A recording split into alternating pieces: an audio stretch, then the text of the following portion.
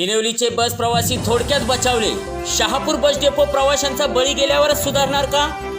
नमस्कार, वृत्तरत्न महाराष्ट्र न्यूज मध्ये आपलं स्वागत आहे.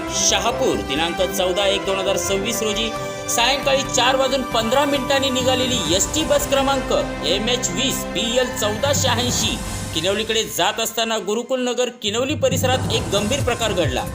बस सुरू असतानाच पाठीमागील एका बाजूचे दोन्ही टायर अचानक निघाले. सुदैवाने ते टायर बसच्या बॉडीच्या पत्र्यात अडकल्याने पूर्णपणे बाहेर पडले नाहीत आणि मोठा अनर्थ टळला.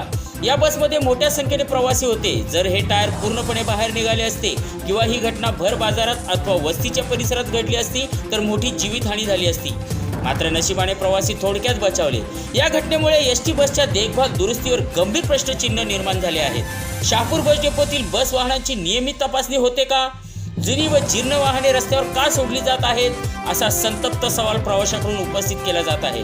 प्रवाशांचा जीव धोक्यात घालणारा हा हलगर्जीपणा थांबणार कधी? कोणाचा बळी गेल्यावरच प्रशासन जागे होणार का?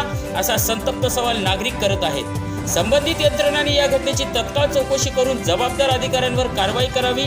तसेच भविष्यात अशा घटना घडू नयेत यासाठी ठोस उपाययोजना कराव्यात अशी जोरदार मागणी होत आहे. मुख्य संपादक सागर रोकडे, संपादक संदेश भालेराव.